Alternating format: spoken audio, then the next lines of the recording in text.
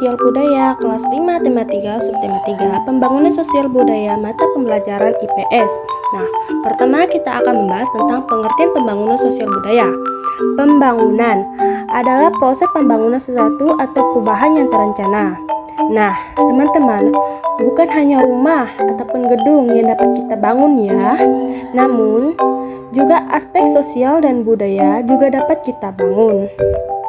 Nah, yang kedua adanya pengertian sosial.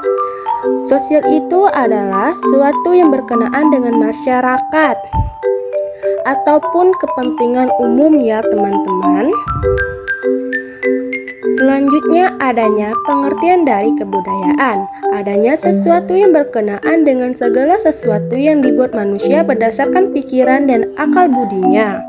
Nah, jadi, pembangunan sosial budaya adalah proses perubahan dalam bidang sosial budaya yang direncanakan untuk meningkatkan kesejahteraan dan kualitas hidup masyarakat. Nah, selanjutnya kita akan membahas tentang contoh-contoh sosial budaya. Yang pertama ada bidang kesehatan, bidang kesejahteraan sosial, bidang kependudukan, bidang kebudayaan, kesenian dan pariwisata, bidang kedudukan dan peranan perempuan, bidang pemuda dan olahraga, dan yang terakhir adanya bidang pertanian. Nah, yang pertama adanya bidang kesehatan. Contohnya adanya pelayanan kesehatan yang baik, itu program perbaiki gizi masyarakat dan juga program lingkungan sehat. Nah, yang kedua adanya bidang kesejahteraan sosial, yaitu penyediaan lapangan kerja dan bantuan sosial ya teman-teman. Nah, selanjutnya adanya bidang kependudukan. Contohnya program keluarga berencana. Nah, program ini untuk mengurangi tingkat kepadatan penduduk yang ada di Indonesia ya teman-teman. Selanjutnya adanya bidang kebudayaan, kesenian dan pariwisata. Contohnya adanya kegiatan kesenian baik di sekolah maupun masyarakat untuk melestarikan budaya, selain itu mengembangkan pariwisata yang ada di Indonesia. Nah, selanjutnya adanya bidang kedudukan dan peranan perempuan. Nah, teman-teman, baik laki-laki maupun perempuan itu memiliki kesempatan yang sama untuk mengenyam pendidikan, bekerja dan juga berkontribusi sesuai peranannya masing-masing ya teman-teman. Nah, selanjutnya adanya bidang pemuda dan olahraga. Nah, adanya pendidikan olahraga di sekolah dan masyarakat berfungsi untuk menumbuhkan budaya olahraga dan meningkatkan kesehatan masyarakat. Nah, selain itu pembinaan olahraga untuk tercapainya prestasi di bidang olahraga ya teman-teman.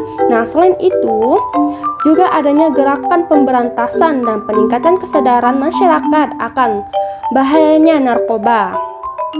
Nah, selanjutnya adanya bidang pertanian.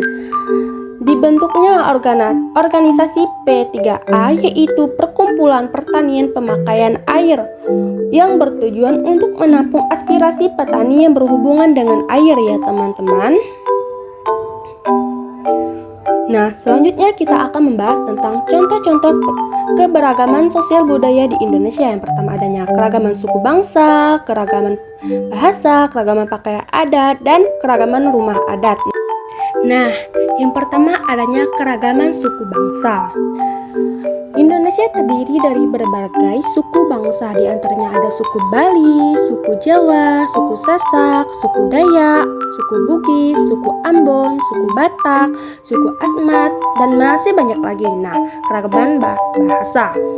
Keragaman bahasa selain bahasa persatuan kita, bahasa Indonesia, bangsa kita juga kaya akan bahasa daerah. Contohnya bahasa Minang, bahasa Sunda, bahasa Madura, bahasa Batak, bahasa Jawa, dan juga bahasa Papua, dan masih banyak bahasa-bahasa lainnya ya teman-teman. Nah, selanjutnya adanya keragaman pakaian adat tradisional. Nah, teman-teman coba lihat gambarnya. Setiap daerah memiliki pakaian adat masing-masing ya teman-teman. Selanjutnya adanya keragaman rumah adat tradisional. Yang pertama ada rumah adat Papua Honai, rumah adat Batak Haro, rumah adat khas Toraja atau Tongkonan.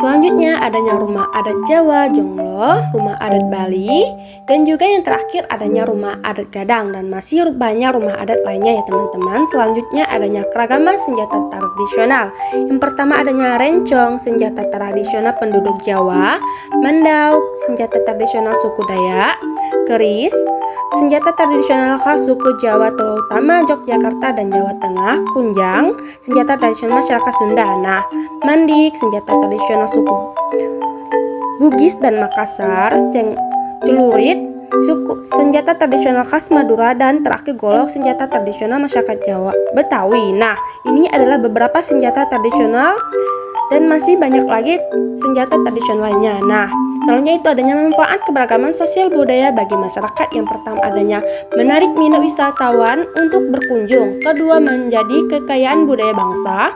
Ketiga, untuk mempererat persatuan dan kesatuan bangsa. Keempat, untuk memberikan wawasan masyarakat tentang keberagaman sosial budaya. Dan kelima, adanya menjadikan ciri khas bangsa Indonesia di mata negara lain. Nah, sekian buat terima kasih.